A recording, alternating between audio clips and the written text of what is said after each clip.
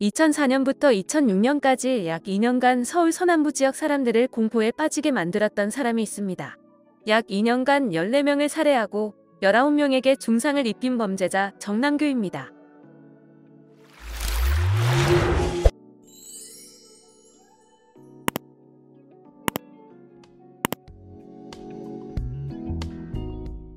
정남규는 1969년생으로 전북 장수군에서 농업에 종사하는 가정에서 태어났으며 어린 시절 아버지에게는 폭행, 동네 아저씨에게는 성추행과 성폭행 등으로 인해 학교 생활에 적응하지 못했습니다.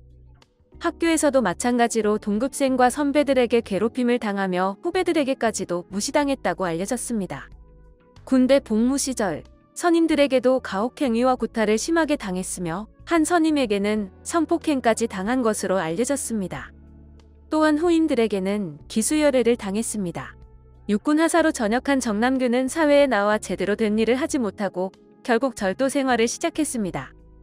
이후 범행이 더욱 심해지며 2004년 부천시 원미구에서 12세, 13세 남자아이를 성추행 후 목을 졸라 살해하면서 연쇄 범행이 시작됐습니다. 시신은 16일 만에 발견되었습니다. 홀로 어린 딸을 키우던 어머니 등이 희생자가 되는 등 주로 여성들과 어린 아이들 위주의 범행이었습니다. 범행 초창기에는 어두운 골목길에서 흉기로 혼자 있는 여성들을 습격하는 방식으로 범행이 일어났습니다.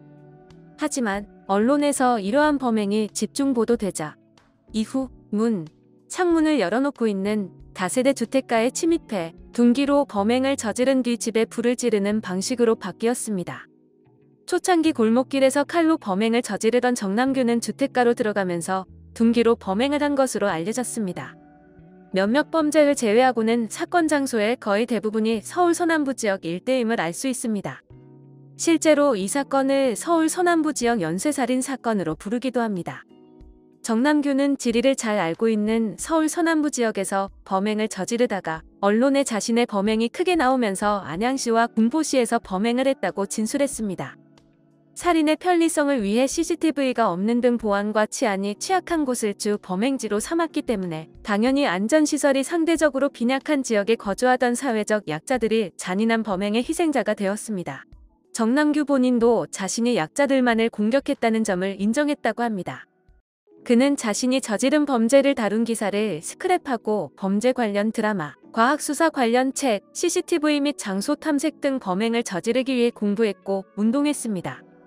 게다가 완전 범죄에 최대한 가까운 노력을 했는데 모든 신발에는 밑창을 도려내서 족적이 나오지 않게 했고 피해자를 신속하고 확실하게 살해하기 위한 흉기를 사용하는가 하면 지문이 쉽게 발견되지 않으면서도 미끄럽지 않은 장갑을 착용했습니다. 정남규는 타인에게 해를 끼치려고 공부를 한 것입니다. 정남규는 성추행 등을 여러 차례 저질렀습니다.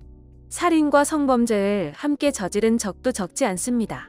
또한 재판 과정에서 사람을 더 죽이지 못해 우울하고 답답하다, 빨리 사형을 집행해 달라는 발언을 하는 등 전형적인 퇴락살인범의 모습을 보여주기도 하였습니다. 그의 검거 과정은 매우 극적이었습니다. 2006년 4월 22일 새벽 신길동의 어느 다세대 주택에 침입하여 방 안을 샅샅이 뒤졌지만 만원짜리 상품권 한 장밖에 발견하지 못하자 화가 나 감정을 통제할 수 없던 정남규는 방 안에서 자고 있던 20대 청년을 둔기로 살해하려 했으나 곧바로 피해자가 극렬히 저항하고 옆방에서 자고 있던 청년의 아버지까지 합세하여 격투한 끝에 붙잡혀 경찰에 인계됩니다.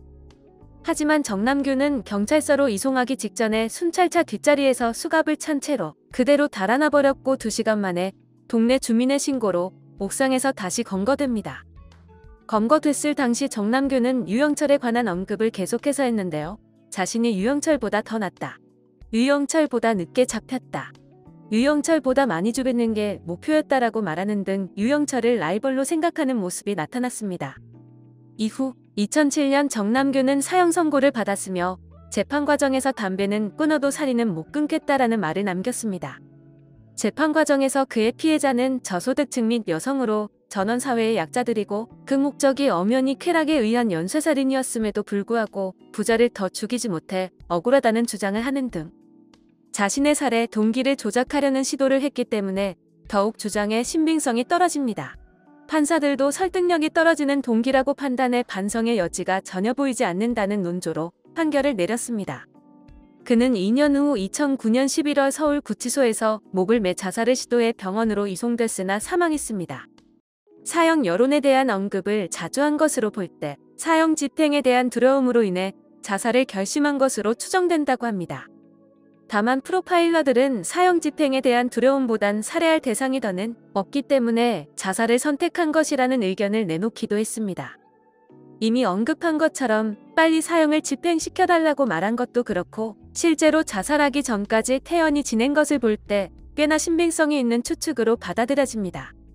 최근의 사형 여론에 대한 언급 또한 두려움보다는 자신이 사형을 당할 수 있는지를 생각한 것으로 보면 들어맞습니다.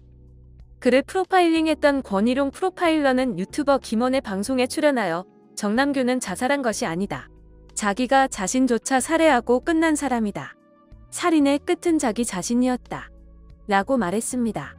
즉, 감옥에 들어와 더 이상 살인을 할 수 없고 살인의 대상이 완전히 사라지자 스스로 목숨을 끊어버려서 그 끝을 완성한 셈입니다. 물론 진실은 정남규 본인만이 알 것입니다. 정남규 사건과 관련해 커뮤니티의 누리꾼들은 이런 글 읽기만 해도 머리 아프고 착잡한데 어떻게 저런 놈들 상대로 프로파일링을 하는 거지. 제정신으론 못할 것 같은데.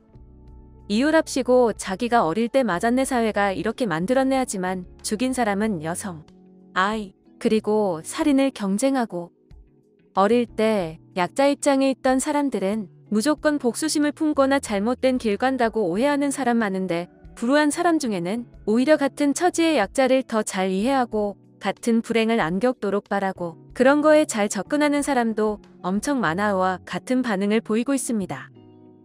영상을 시청해주셔서 감사합니다. 여러분의 좋아요, 구독은 큰 힘이 됩니다. 지금까지 뉴스킹이었습니다.